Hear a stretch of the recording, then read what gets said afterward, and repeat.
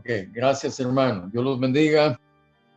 Una bendición una vez más. Como comenzamos cantando, yo me alegré con los que me decían a la casa de Jehová iremos. Anoche y ayer me dice mi hijo, estábamos platicando con él y resulta que su pastor le había ofrecido que iba a estar con él en un culto en el nuevo lugar donde está él, está mi hijo. Y resulta que le llegó sin avisar. Y él estaba distraído, mi hijo estaba distraído, arreglando algunas cosas ahí, ya estaban preparándose para iniciar el culto. Y entra el hermano pastor y dice con una voz bien fuerte, dice: yo me alegré con los que me decían a la casa de Jehová iremos. Y mi hijo se sorprendió y estaba muy contento de la visita, pero a lo que yo quiero hacer alusiones a lo que él dijo al nomás entrar allí a la casa de oración. Realmente, hermanos amados, es muy importante que nos acerquemos, como el Salmo 100 dice, que entremos por sus puertas con acción de gracias y por sus atrios con alabanzas, que vayamos a la casa del Señor con regocijo, con alegría. Y es que hay muchísimas razones, hermanos, para estar alegres con el Señor. Así que gracias a Dios por todo. Esta noche continuamos. Yo les dije a ustedes que pensaran anoche acerca de cuál es la justicia de un líder, de un representante, de un magistrado, de un juez. ¿Cómo es que alguien llega a ostentar tal posición, tal grado de autoridad y tal grado de honra? Es muy importante que pensemos en esto, hermanos, porque estamos hablando acerca de la armadura y estamos hablando particularmente de la coraza de justicia, y veíamos que algunas definiciones en el hebreo, por ejemplo, era derecho, ya sea natural, moral o legal. O sea, es un derecho que se tiene, en este caso, la palabra justicia. ¿Cómo es que uno gana el derecho de ser tenido como justo? ¿Verdad? Ya sea en el plano moral, natural o inclusive legal, o hablando de jurisprudencia. Hace unos días alguien estaba hablando sobre, por ejemplo, los magistrados de la Corte Suprema de Justicia o los magistrados de la Sala de lo Constitucional, ¿verdad? Y se referían a este asunto porque están haciendo ya una selección de posibles candidatos para ciertas áreas de magistratura. Y estaban hablando sobre algunas de las características o virtudes, ¿verdad?, que debería cada uno de aquellos que son escogidos para estos grados de autoridad. Son grados de alta confianza, de alta credibilidad. Y entre las cosas que decían era que los candidatos deberían tener una trayectoria no solamente de ser personas íntegras, sino también de ser personas que en el ejercicio de su profesión tenían un récord realmente considerable como para poder ser tomados en consideración o en cuenta para ser nombrados, ¿verdad?, a esos cargos de gran responsabilidad.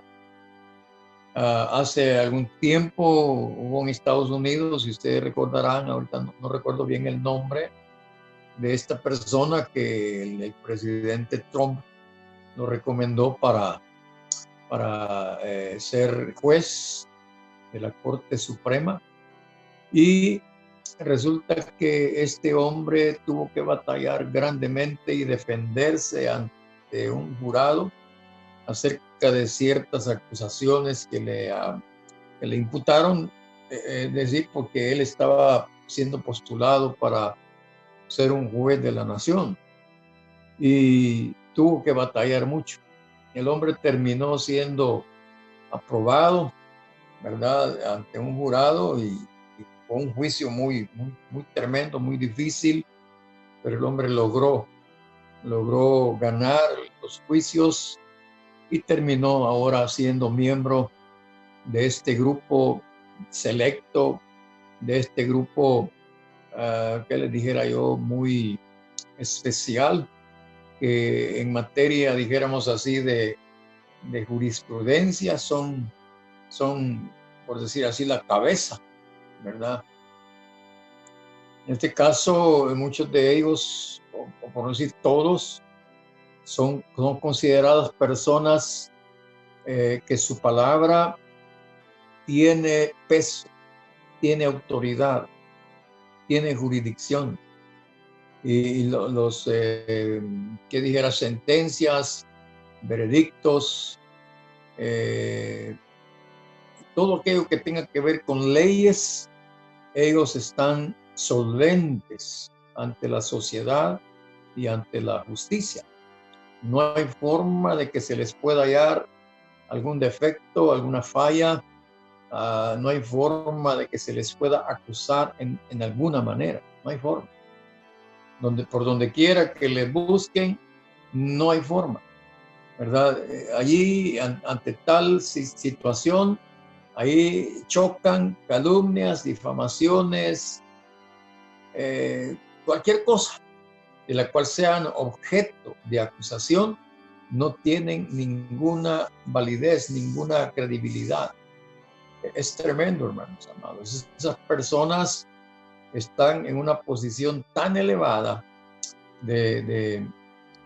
¿cómo les dijera yo?, que gozan realmente de facultad, de autoridad, y es una autoridad que no puede ser contradicha. Lo que ellos digan es ley, es ley. Y me hace recordar a varios hombres en la Escritura que gozaban de esa condición. Entre ellos hallamos a Job, como veíamos anoche en el capítulo 29, ¿verdad? Y también en el capítulo 1, donde Dios mismo califica a Job con una condición de solvencia moral, natural y también legal. Es decir, si Dios no hallaba falla, no hallaba mancha en Job, mucho menos después de Dios otros podían encontrarlas, aunque los amigos de Job se atrevieron por ignorancia, por lo que sea, a acusarlo, juzgarlo y condenarlo inclusive. Es tremendo. Otro caso semejante lo hallamos con Noé. Por favor, vamos allá a Génesis, hermanos amados, y veamos qué testifica la Escritura acerca de Noé. Ustedes saben eso, hermanos, pero leámoslo, porque hay otras personas que tal vez no lo saben, y es bueno que lo leamos y que veamos, hermanos amados, cuál era el testimonio de Dios acerca de este hombre. Dice en el capítulo 6 y en el versículo 9, 6, 9, bueno, leamos también el número 8, 6, 8 de Génesis. Dice, estas son las generaciones, bueno, el versículo 8 estoy diciendo, pero Noé halló gracia ante los ojos de Jehová. Hermanos, miren, si Dios no lo acusa y lo condena a uno, no hay acusación, hermano, que valga en la tierra en contra de aquel al cual el Señor no condena. Sigue diciendo, estas son las generaciones de Noé. Noé, varón justo, era perfecto en sus generaciones. Con Dios caminó Noé. Y lo mismo se dice de otro hombre llamado Enoc, que igualmente que Noé caminó con Dios. Y realmente este otro hombre, Enoc, miren, lo que Hebreos 11 dice de este otro hombre es tan interesante. Vamos allá a Hebreos 11. Acompáñenme, por favor. Pero ahí dice acerca de este hombre, dice en el versículo 5, por la fe Enoc fue traspuesto para no ver muerte, y no fue hallado porque lo traspuso Dios. Y antes que fuese traspuesto, tuvo testimonio de haber agradado a Dios. Fíjense, hermanos amados. ¿Quién puede realmente venir en contra de alguien que está agradando a Dios? Pero ¿por qué Enoc dice aquí que tuvo testimonio de haber agradado a Dios? Realmente de Enoc no se nos dice mucho en la Escritura, pero solo esto de que dice que agradó a Dios es más que suficiente. En este caso, Enoc, al caminar con Dios, caminó en obediencia, caminó en fe. Bueno, podemos hablar de todas las virtudes que realmente son puestas en evidencia o en práctica, de las cuales Dios puede estar agradado. Y una de las cosas bien importantes que hallamos en este caso de agradar a Dios, dice aquí mismo de otro hombre, y es nuestra mayor y mejor referencia que tenemos, hermanos amados, pero aquí hallamos al Señor Jesucristo en el capítulo 10 de este libro, 10:6. Holocaustos y expiaciones por el pecado no te agradaron. Entonces, ¿qué es lo que le agrada a Dios? Versículo 7.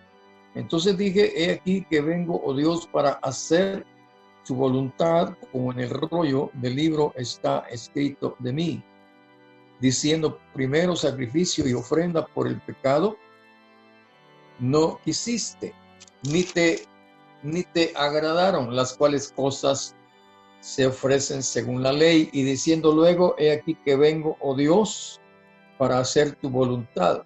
Quita lo primero para establecer esto último. Si volvemos a Enoc, es lo que dice aquí, que Enoc tuvo testimonio de haber agradado a Dios. ¿En qué sentido? Según lo que estamos leyendo en Hebreos 10, es que tanto Jesucristo como Enoc buscaron hacer la voluntad de Dios.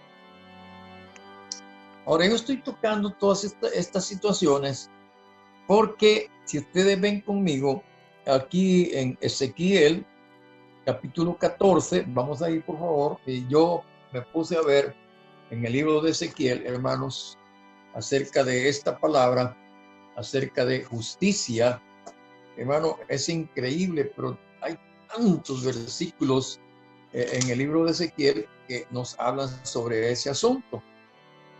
14:12 de Ezequiel, vino a mí palabra de Jehová diciendo, hijo de hombre, cuando la tierra pecare contra mí rebelándose pérfidamente y extendiere yo mi mano sobre ella y le quebrantare el sustento del pan y enviare en ella hambre y cortare de ella hombres y bestias, si estuviesen en medio de ella estos tres varones, Noé, Daniel y Job. Ya señalé a Noé y a Job, pero ahora incluye aquí Ezequiel al profeta Daniel.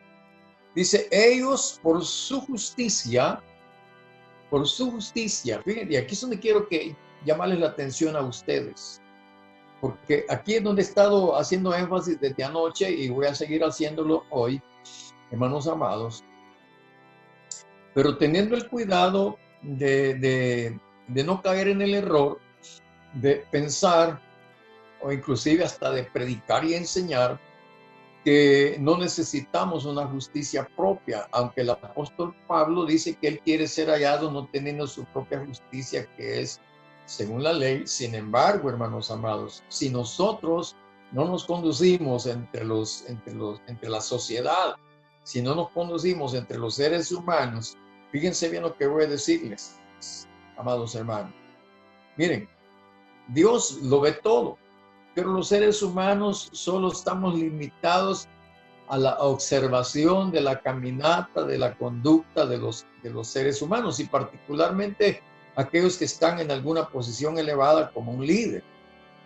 ¿Qué es lo que juzga la gente, hermanos? ¿Y qué es lo que juzgamos inclusive nosotros, de nosotros mismos, nuestras obras? Por eso se habla de las obras de justicia. Entonces, por eso estoy haciendo yo énfasis en esto, porque allá el apóstol Pablo nos habla de la coraza de justicia. Quiere decir con esto que la justicia, o sea, la manera correcta a través de la cual estamos hallando gracia para con Dios y con los hombres, implica que nosotros caminemos rectamente, que nos conduzcamos rectamente. El apóstol Pablo le dice a Timoteo que le escribe esas cartas a fin de que él sepa cómo conducirse en la casa de Dios, ¿verdad? Que es la columna y baluarte de la verdad. Y él explica de qué manera debe conducirse como un ministro de la palabra, precisamente en Éfeso. Entonces, entendamos que yo estoy haciendo esta consideración porque estoy haciendo, como dijera, lo posible para que entendamos lo importante que es que nosotros nos conduzcamos bien. Eso es una coraza, una coraza. La realidad es que nosotros debemos de buscar vivir, hermanos, como creyentes, hermanos amados, y procurar que la gente no tenga nada malo que decir de nosotros. Eso lo tenemos que procurar nosotros. Y si aún procurándolo, hermano, hay alguien que se atreve a decir algo mal de nosotros y por alguna razón tengamos que ser llevados inclusive a un tribunal, hermanos amados, ¿qué nos va a defender? ¿Qué va a valernos delante de un juez? Va a haber una investigación. Y al hacer la investigación, pues va a salir a luz la realidad de las cosas. Ahora, aquí dice que estos tres hombres, en Ezequiel 14, dice que ellos, Noé, Daniel y Job, ellos por su justicia librarán únicamente sus propias vidas. Jehová el Señor. Aquí el Señor está hablando de traer juicios sobre la tierra. En el versículo 16, ¿verdad? Dice, y estos tres varones estuviesen en medio de la tierra, o en medio de ella, vivo yo, dice Jehová el Señor, ni a sus hijos ni a sus hijas librarían.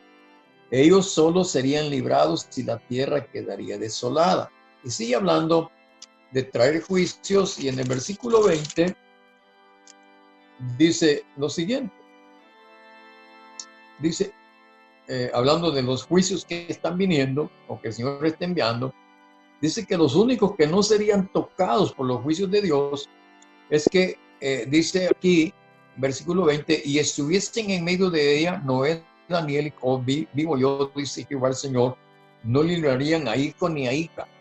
Ellos por su justicia librarían solamente sus propias vidas. Entonces notemos, amados hermanos, ¿qué tiene que ver esto de la coraza de justicia? Ya les dije anoche que lo que nos justifica delante de Dios para ser salvos es la fe en el sacrificio, en la muerte, en la muerte expiatoria de nuestro Señor Jesucristo. Poniendo fe en eso, somos justificados, como Abraham, que fue justificado por la fe.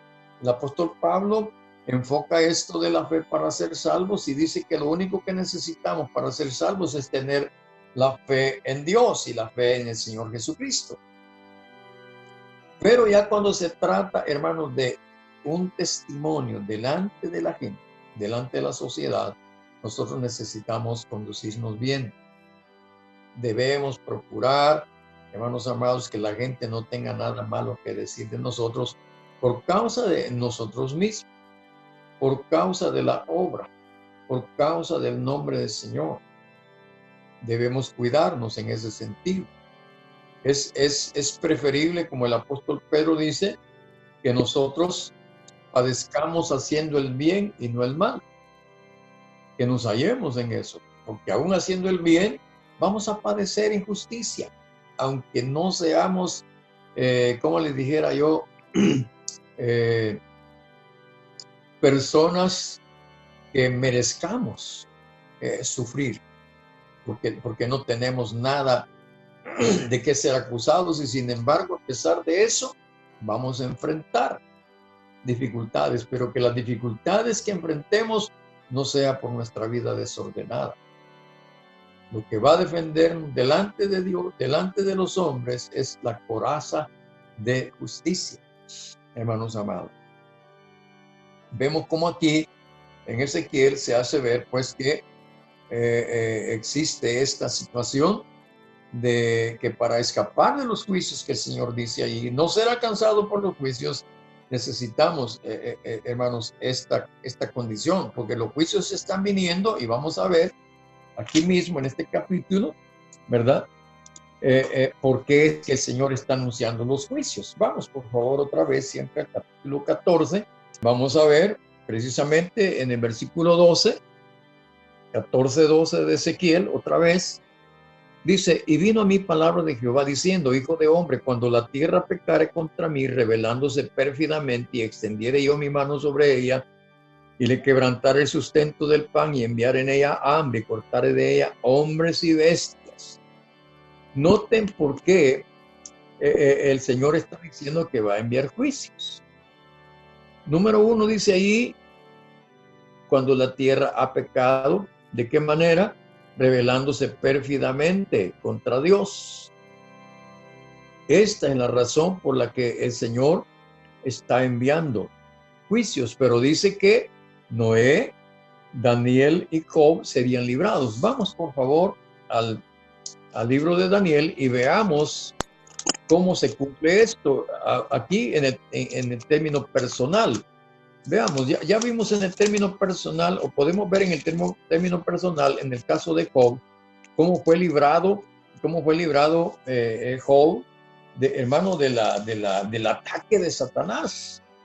¿Cómo fue librado? Yo entiendo que aunque lo que debemos exaltar es la justicia de Dios, pero es evidente, como leímos anoche en Job 29, que sí, Job, hermano, y Dios mismo revela, testifica, hermanos amados, cómo vivía Job realmente. Pero fíjense, acá, hermanos amados, cómo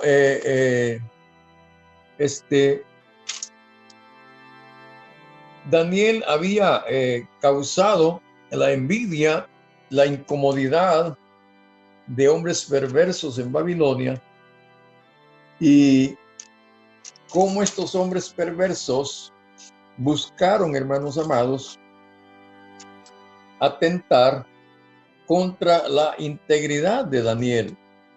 Entonces, hermanos amados, aprendamos de esta situación, porque para nosotros es determinante que lo entendamos.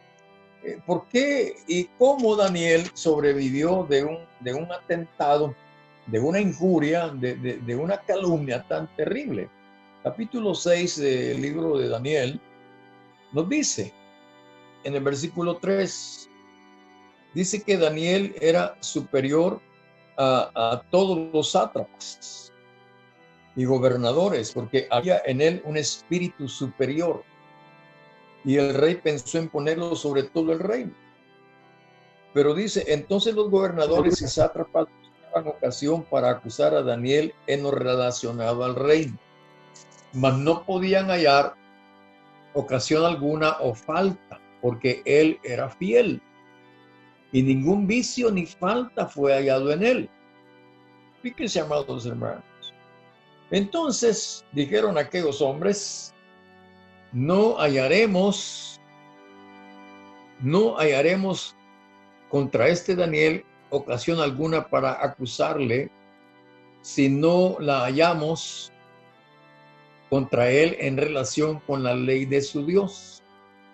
Hoy en la tarde conversaba con mi esposa, donde fuimos, porque la atendieron en una clínica, y le estaba conversando mientras llegaba su turno de lo que estaba escudriñando, ¿verdad? Buscando más bases y más escrituras que pudieran apoyar lo que estoy compartiendo con ustedes.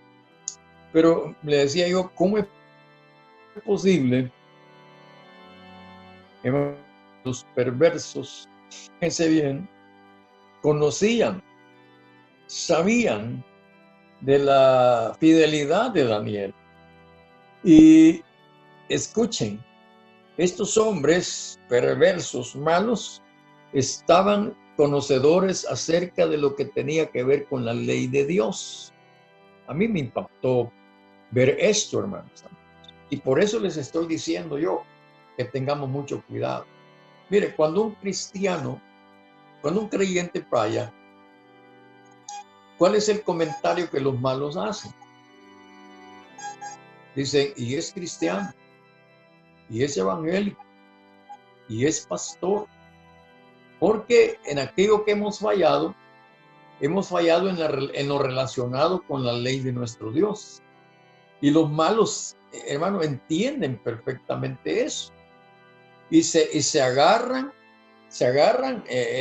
tienen base, hermano, en ese punto para acusarnos.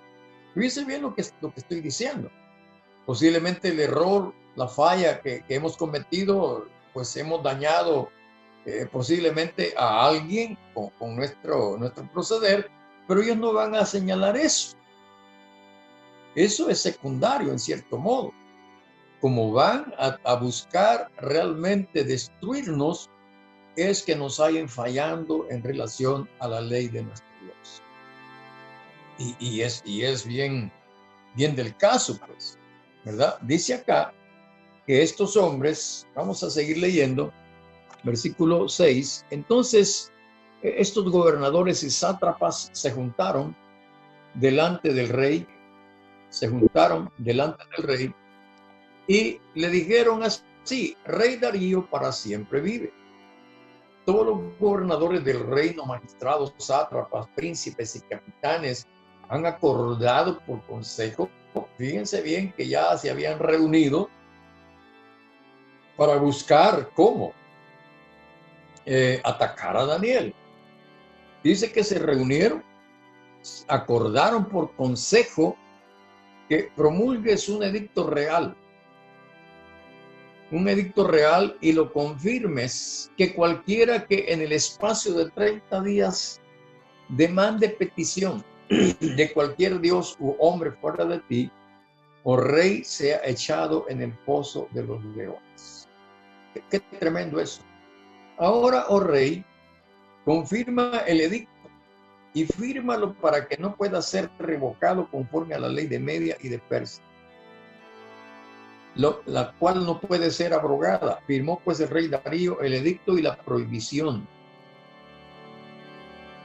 Cuando Daniel supo que el edicto había sido firmado, entró en su casa y, abiertas las ventanas de su cámara que daban hacia Jerusalén, se arrodillaba 3 veces al día. Esto es lo que ellos sabían, y era el punto donde ellos buscaron atacarlo, hermanos amados, en el aspecto esto de la situación que ellos consideraban que era algo relacionado con su Dios. Y de eso se agarraron para hacer un complot en contra de Daniel. Dice aquí que Daniel, dice que él oraba, se arrodillaba 3 veces al día y oraba y daba gracias delante de su Dios como lo solía hacer antes. Este es el holocausto continuo. En relación a eso es que están buscando atacar y destruir a Daniel. Pero noten, como dije, que el malo sabe de nuestras prácticas, de nuestras normas, etcétera. Y cuando violamos una de las normas en relación con nuestro Dios, el malo nos ataca diciéndonos que hemos pecado, que hemos fallado en contra de nuestro Dios.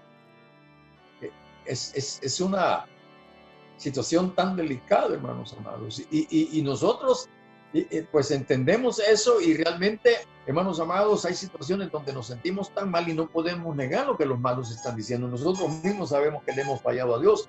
Pero en este caso en particular, fíjense lo que pasó con Daniel, ¿verdad? Capturan a Daniel, lo llevan delante del rey, lo acusan delante del rey, y el rey, que amaba muchísimo a Daniel, dice en el versículo 13, ¿verdad? En el versículo 12, perdón, que fueron luego ante el rey y le hablaron del edicto real. ¿No has confirmado edicto que cualquiera que en el espacio de 30 días pida a cualquier dios u hombre fuera de ti, oh rey, sea echado en el foso de los leones? Respondió el rey diciendo, verdad es, conforme a la ley de Media y de Persia, la cual no puede ser abrogada. Entonces respondieron y dijeron delante del rey, Daniel, que es de los hijos de los cautivos de Judá, no te respeta a ti, oh rey, tú ni acata el edicto que confirmaste, sino que 3 veces al día hace su petición. Cuando el rey oyó el asunto, le empezó en gran manera y resolvió librar a Daniel. Fíjense qué tremendo esto. Para Daniel, ahí estaba terminado ya el asunto. Ya nadie podía hacer, es más, ni el rey podía hacer nada. Sin embargo, dice que el rey resolvió librar a Daniel y hasta la puesta del sol trabajó para librarle. ¿Por qué razón aquí este rey Darío, hijo de Asuero, estaba queriendo librar a Daniel? ¿Por qué razón? Porque Daniel era un hombre fiel, un hombre íntegro.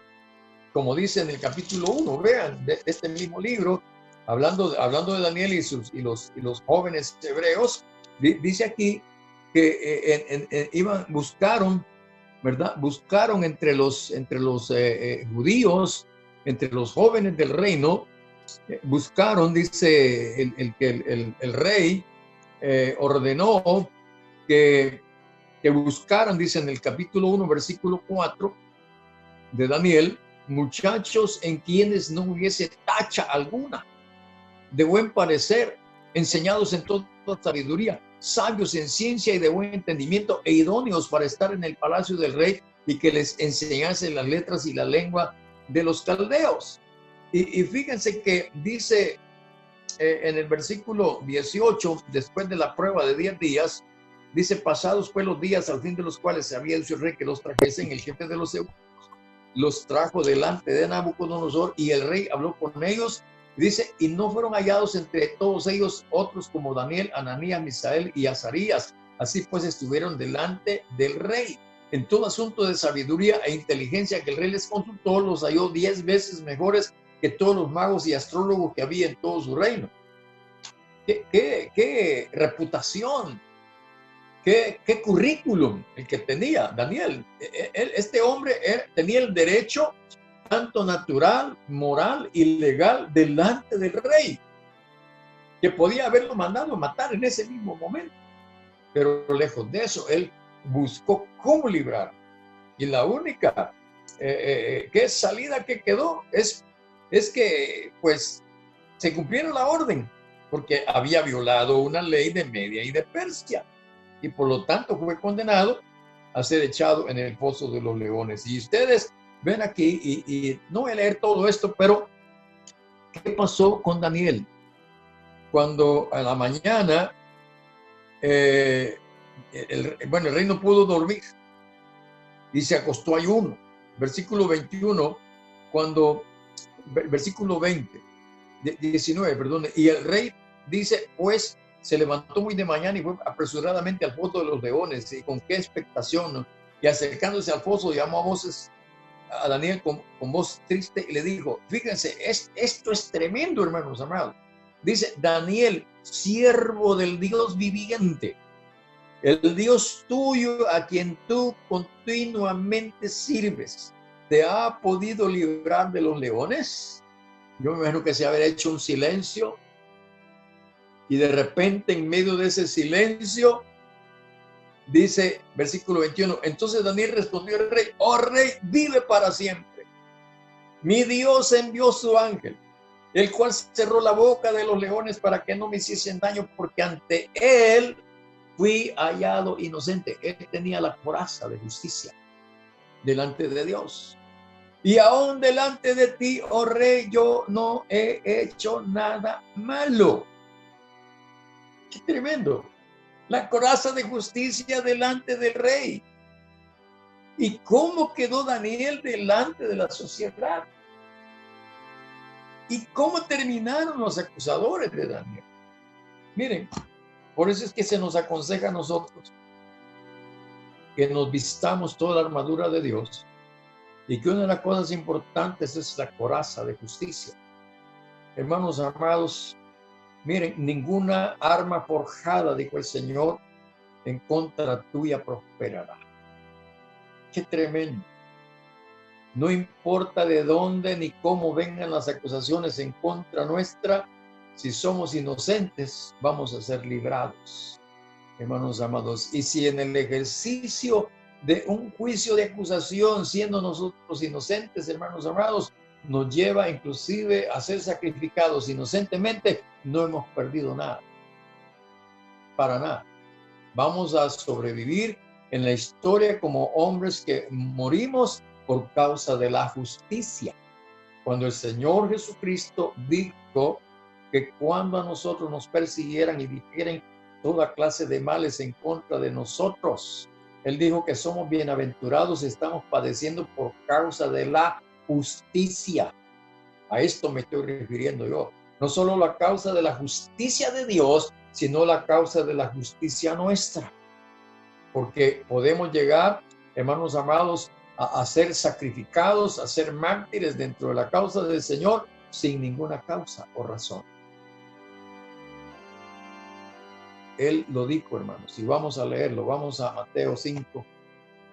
Dice en el versículo 10, también podemos hallar una referencia buena en Primera de Pedro 4:14. Dice, bienaventurados los que padecen persecución por causa de la justicia. ¿Qué sufrió Daniel? Persecución por causa de la justicia. ¿Y cuál era la justicia de Daniel? Ser un adorador. Uno que adoraba en la mañana, mediodía y en la tarde. Él tenía tres holocaustos. Qué tremendo eso, hermanos amados. Es como el otro versículo, aquí lo tengo a mi vista. Versículo 6, bienaventurados los que tienen hambre y sed de justicia, o sea, de la coraza de justicia, porque ellos serán saciados. Pero volviendo al versículo 10, bienaventurados los que padecen persecución por causa de la justicia, porque de ellos es el reino de los cielos. Miren qué recompensa, hermanos amados. ¿Saben a dónde fue a parar Daniel después de ser librado del foso de los leones? Ya él ya tenía grandeza. Ya él, el rey había resuelto no ponerlo por sobre todos los sátrapas de su reino. Y esto causó envidia, causó que estos hombres se reunieran y buscaran en consejo cómo atrapar a Daniel. Y de veras que lo lograron, pero mintiendo. Como dice acá, fíjense, en el versículo 11. Bienaventurados sois cuando por mi causa os vituperen y os persiguen y dean toda clase de mal contra vosotros, mintiendo. Gozaos y alegraos porque vuestro galardón es grande en los cielos, porque así persiguieron a los profetas que fueron antes de vosotros. Entonces, es importante, hermanos amados, cuidarnos, lograr, hermano, tener una coraza de justicia bien puesta. Allí van a rebotar las calumnias, los señalamientos, las habladurías, las envidias, la hipocresía. Todo va a rebotar ahí, hermanos. No van a poder dañarnos si nosotros estamos vestidos con la coraza de justicia. Voy a ir terminando considerando estas cosas. Fíjense, la palabra de Dios nos dice a nosotros que la coraza de justicia está manifestada en la, como les dijera, en la persona que debe conducirse siendo irreprensible. Veamos en Filipenses capítulo 3, versículo 6. Acompáñenme, por favor, y veamos qué es lo que aconseja aquí el apóstol Pablo. En cuanto a celo, dice, perseguidor de la iglesia. En cuanto a la justicia que es en la ley, irreprensible. Ahora entendamos eso. Dice aquí él, en cuanto a la justicia que es en la ley, irreprensible. El mismo apóstol Pablo y el Señor Jesucristo enseñaron, hermanos amados, que el cumplimiento a la ley es el amor. El amor. ¿Y quién podrá hacernos daño si hacemos el bien? ¿Quién podrá hacernos daño si estamos cumpliendo la justicia? En este caso, la justicia implica, hermanos amados, poner en práctica lo que conocemos y llamamos la ley de justicia. No matarás, no hurtarás, no dirás falso testimonio, no mentirás, etcétera, etcétera, etcétera. Todo eso es la ley de justicia. O sea, el comportamiento, la conducta que manifestamos con nuestros semejantes. ¿Cómo nos conocen y cómo nos conceptúan a nosotros? Hablando de nosotros aquí, los que nos conocen, nuestros parientes y familiares, hermanos amados, los vecinos, los compañeros de trabajo, cualquier grupo de personas a las cuales nosotros pertenecemos o estamos asociados o compartimos con ellos, o en la iglesia, en la congregación, ¿cuál es el concepto que tenemos el uno del otro? Eso es muy importante, hermanos amados. Es tal que cuando tuvieron que elegir a los diáconos en el capítulo 6, tuvieron que escoger varones piadosos, varones llenos de sabiduría, llenos del Espíritu Santo y de buen testimonio. Imagínense, hermanos amados. Eso les valió que fueran escogidos. Yo me estaba pensando hoy, decía, bueno, pero esa es una situación bien interesante, porque en todo caso, la mera verdad es que todos debíamos tener esas características. Todos, no solo aquellos que son elegidos, sino todos debemos tener esas características, ¿verdad? Fíjense un ejemplo que tengo aquí bien interesante en el Evangelio de Lucas, capítulo 1. Fíjense bien lo que se dice aquí de Zacarías, el padre de Juan el Bautista, y su esposa Elizabeth. ¿Qué se dice aquí en la escritura acerca de ellos? En el capítulo 1 de Lucas, y en el versículo, veamos, el 5 y el 6. Hubo en los días de Herodes, rey de Judea, un sacerdote llamado Zacarías, de la clase de Abías. Su mujer era de las hijas de Aarón y se llamaba Elizabeth. Ambos eran justos delante de Dios y andaban irreprensibles en todos los mandamientos y ordenanzas del Señor. ¡Qué tremendo eso! Hermanos amados, ¿qué nos está diciendo esto hablando de la coraza de justicia? ¿Cómo decide y cómo escoge Dios a Zacarías y a Elizabeth? ¡Qué tremendo, hermano! ¡Qué reputación! ¡Qué vidas delante de Dios y delante de la gente! Esto es muy importante. Ya vimos de Daniel, que dice la escritura que eran sin tacha él y sus amigos. Esta palabra que no tenían tacha significa que eran perfectos, que no tenían mancha y que no había nada malo que decir de ellos. Eran apreciados, eran excepcionales y eran que servían adecuadamente en el reino de Babilonia. Imagínense, hablando de otro hombre llamado Samuel, en el primer libro de Samuel se dice que en el capítulo 9, versículo 6, se dice que Samuel era un varón insigne. Y vamos ahí y veamos por qué se decía esto. varón insigne. Primer libro de Samuel, capítulo 9, versículo 6. A ver, dice aquí que el siervo de Saúl le dijo a Saúl que, ya que estaban por ahí, le dijo que en esa ciudad había un varón de Dios que es hombre insigne. Versículo 6, estoy leyendo capítulo 9 del primer libro de Samuel. Todo lo que él dice acontece sin falta. ¿Qué quiere decir esto? Que Samuel no mentía. No mentía, era veraz. Dice, vamos pues allí, quizá nos dará algún indicio acerca del objeto por el cual emprendimos nuestro camino.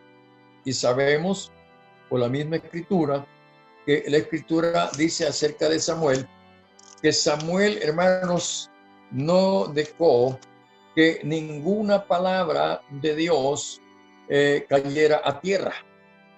Qué tremendo eso, hermanos. Por eso aquí se ve esto. ¿Y qué significa esta palabra insigne? Mire, la palabra en el hebreo es kabed, que significa honorable, ilustre, honrado. Les voy a terminar diciendo esto, miren. Si uno comienza a manifestar ciertas cualidades físicas, morales, espirituales, hermanos amados, inmediatamente aquellos que observamos a estas personas que están demostrando ciertas habilidades, inmediatamente pensamos en promoverlos, en darles un liderazgo, en darles un nombramiento, solo porque tienen ciertas cualidades, ¿verdad? Pero es muy importante que entendamos, hermanos amados, que no se trata solo de habilidades humanas. Entendamos que aquí lo que estoy diciendo es que la palabra justicia significa aquel que tiene derecho. El justo es aquel que tiene derecho, hermano, en el plano moral, en el plano legal y en el plano físico. Es decir, que es algo que se gana, es algo que se obtiene, es algo que se conquista. ¿Cómo? Con la buena conducta, con el buen comportamiento. Y así veamos esto, hermanos amados. Cuando el apóstol Pablo le recomienda a Timoteo escoger obispos, en primera de Timoteo 3, versículos 1 al 5, veamos qué es lo que aquí el apóstol Pablo recomienda. Versículo 1, capítulo 3 de primera de Timoteo. Palabra fiel, si alguno anhela obispado, buena obra desea. Pero es necesario que el obispo sea irreprensible. Aquí estamos hablando de la coraza de justicia. Irreprensible, marido de una sola mujer, sobrio, prudente, decoroso, hospedador, apto para enseñar, no dado al vino, no pendenciero, no codicioso de ganancias deshonestas, sino amable, apacible, no avaro, que gobierne bien su casa, que tenga a sus hijos en sujeción con toda honestidad, pues el que no sabe gobernar su propia casa, ¿cómo cuidará de la iglesia de Dios? Fíjense, no un neófito, dice el versículo 6, no sea que envaneciéndose caiga en la condenación del diablo. También es necesario que tenga buen testimonio de los de afuera para que no caiga en descrédito y en lazo del diablo. En estos 7 versículos hay por lo menos 17, 18 cosas que debían ser observadas en aquel que deseaba un obispado o que obtenía un nombramiento como obispo en alguna congregación. Y luego habla de los diáconos. Dice en el versículo 8, los diáconos asimismo deben ser honestos, sin doblez. Esta palabra sin doblez es sin arrugas, como vimos de la iglesia hace unos días, sin doblez, ¿verdad? En este caso sin hipocresía, no dados a mucho vino, no codiciosos de ganancias deshonestas, que guarden el misterio de la fe con limpia conciencia. Y estos también sean sometidos a prueba primero y entonces ejerzan el diaconado si son irreprensibles.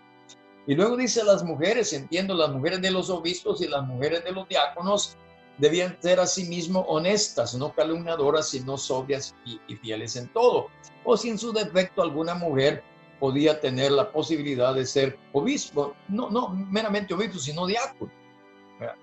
Y luego dice en el versículo 12, hablando de los diáconos otra vez, Dice que sean maridos de una sola mujer y que gobiernen bien sus hijos y sus casas. Porque los que ejerzan bien el diaconado ganan para sí un grado honroso y mucha confianza en la fe que es en Cristo Jesús. Note, y si hablamos de los pastores en Hebreos 13:7, dice allí que la congregación no debe olvidar de quién ha aprendido la palabra de Dios, pero que debe tomar ciertas observaciones. En el capítulo 13, versículo 7 de Hebreos dice así: acordaos de vuestros pastores que os hablaron la palabra de Dios. Considerad cuál haya sido el resultado de su conducta e imitad su fe. ¿Cuál es la coraza de justicia que tiene? Y así, si vemos, hablando de las mujeres, vimos en 1 Timoteo 3:11 cómo deben conducirse las mujeres. Pero vamos a terminar viendo dos escrituras más, Tito 2, del 3 al 5, y también ahí mismo Tito 2:2. Vamos, por favor. Estamos hablando de la coraza de justicia. Dice, versículo 2, que los ancianos sean sobrios, serios, prudentes, sanos en la fe, en el amor, en la paciencia. Las ancianas asimismo sean reverentes en su porte, no calumniadoras, no esclavas del vino, maestras del bien, que enseñen a las mujeres jóvenes a amar a sus maridos y a sus hijos, a ser prudentes, castas, cuidadosas de su casa, buenas, sujetas a sus maridos, para que la palabra de Dios no sea blasfemada. Y a los jóvenes, dice, exhorta a sí mismo a los jóvenes que sean prudentes, y le dice que sea un ejemplo. Luego le dice a los que exhorte a los siervos para que, dice, que agraden en todo y que no sean respondones. Dice que no defrauden, sino que se muestren fieles en todo, para que en todo adornen la doctrina de Dios nuestro Salvador. Versículo 10, estoy leyendo de Tito 2, hablando de los siervos. Entonces notemos, hermanos amados, ¿para qué nos debe servir la coraza de justicia? Si tenemos la coraza de justicia como debe ser, no temamos ninguna acusación, no temamos ninguna calumnia, no le prestemos atención a habladurías, a chifletas, a indirectas. No le pongamos cuidado. Lo que podemos hacer es, sí, fijarnos un poco, pero orar por aquellos que no se sienten cómodos con nuestra buena conducta, que no se sienten cómodos con nuestra buena caminata, que no se sienten cómodos con nuestra vida piadosa, que no se sienten cómodos porque somos honrados, porque somos honestos, porque somos sabios, porque somos prudentes, porque somos hombres y mujeres de fe. Hay gente que se incomoda en las congregaciones o aún afuera. Hay gente que se incomoda tanto que nos dicen que somos santurrones, ¿verdad? Y que somos farsantes, que somos hipócritas, etcétera. Pero todo eso, hermanos amados, no tiene ningún efecto sobre nosotros si tenemos bien puesta la coraza de justicia. Recuerden a Acab, que pensó que iba a poder burlar a Dios, que iba a poder burlar la profecía, que iba a poder avergonzar al profeta. Él se metió a la guerra, hermanos, se puso su coraza, y ustedes saben cómo un hombre tiró a la aventura, como quien dice, a ver dónde pega, que le dé a cualquiera, y fue a meterse entre las junturas del coselet, dice la escritura. Y hermanos, ustedes saben cómo terminó Acab. Si la coraza de justicia que tenemos es defectuosa, cualquier cosa que nos lancen va a hallar una hendidura, una rajadura, y por ahí se va a meter la acusación. Una rajadura, una hendidura puede ser, hermanos, una falsa piedad, una falsa fe, ¿entienden? Una falsa religión. El apóstol Santiago dice que la religión pura y sin mácula es guardarse sin mancha del mundo. Entonces guardémonos, hermanos, que el enemigo no tenga nada malo que decir de nosotros, a menos que sea una calumnia. Y si es así, bienaventurados somos, dice el Señor. Oremos, hermanos. Padre, Te damos gracias esta noche porque nos has concedido la vida y nos has permitido, Señor, estar delante de ti en esta hora. Señor, ayúdanos a que podamos conducirnos bien. Ayúdanos, Señor, para que podamos lograr alcanzar un grado de dignidad delante de ti y delante de la gente. Que vivamos realmente agradándote a ti, haciendo tu voluntad, Señor. Que hallemos gracia delante de ti y delante de los hombres, Señor, para la gloria tuya, Señor. Esta noche invoco tu nombre sobre nuestros hermanos y te ruego, Señor, que les des fortaleza. Que ellos y yo, Señor, nos fortalezcamos en ti y en el poder de tu fuerza. Amén y amén. Dios los bendiga, hermanos.